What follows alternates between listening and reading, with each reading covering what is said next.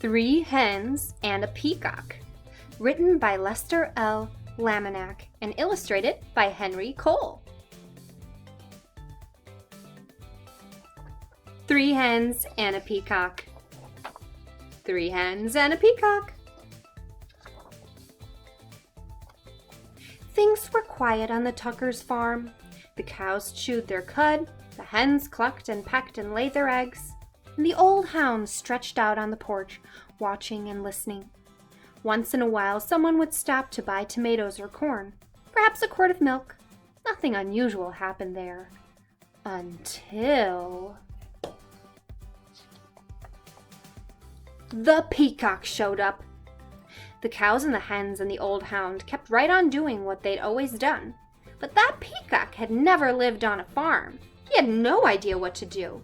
So he spread his fancy feathers and set to shrieking. Eventually, the peacock wandered down to the road. When cars whizzed by, he shook his feathers and cried out in his loudest voice. Of course, folks stopped for a closer look.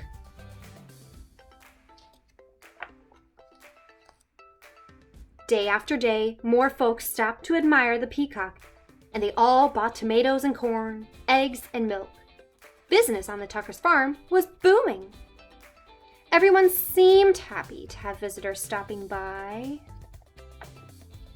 But trouble was brewing in the henhouse. The hens were squawking and clucking and flapping their wings. We do all the work round here. I'd like to see that peacock lay one single egg. Exactly, he just struts around screaming. I suppose fancy feathers are more important than laying eggs. That lazy peacock gets all the attention, and we do all the work.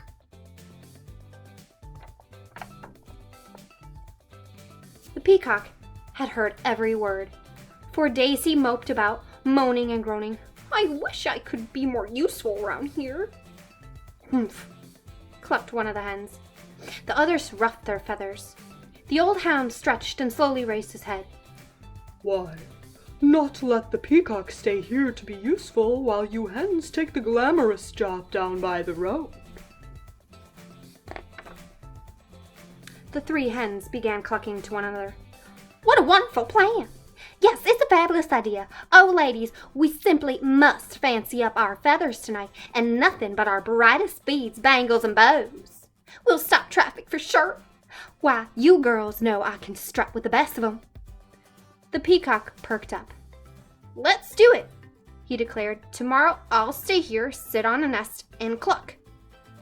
And we'll get all gussied up, said the hens. We'll be so glamorous. At sunrise the next morning, the hens strutted down to the road. The peacock marched right to the hen house and poked his head inside. The hens flocked by the road, waiting for a car. When they saw one approaching, they clucked and squawked and flapped their wings in a flurry of feathers. But every car was right on by. The peacock sucked in his tummy and wiggled from left to right, trying to squeeze through the tiny hen house door. His front half was in, but his back half was out. Down by the road, those hens tried every chicken trick they knew. Still, no car stopped. Finally, the peacock made it into the hen house. He held his breath and pushed with all his might, but no matter how hard he tried, he could not lay one single egg. Not one.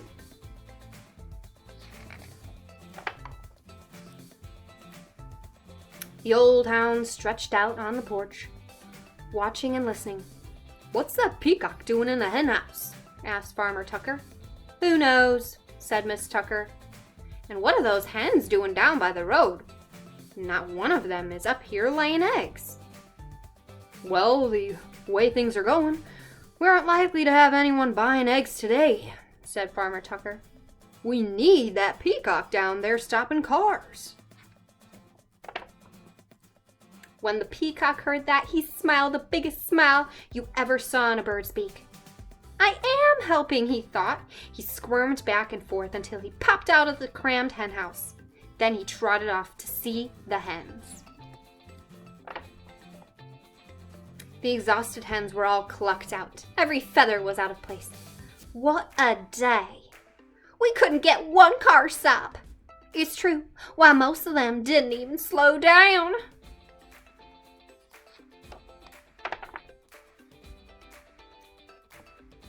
The peacock met the hens as they trudged up the road. I can tell I'm not good at laying eggs, he said. I'm just not meant for it.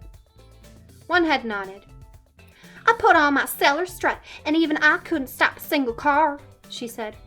I have to hand it to you, Fancy Feathers. Your job is harder than it looks. The other hens agreed. The peacock looked relieved. So the hens marched back to the hen house. The peacock strutted down to the road. The old hound stretched out on the porch, watching and listening. And things were quiet again on Tucker's farm. The end.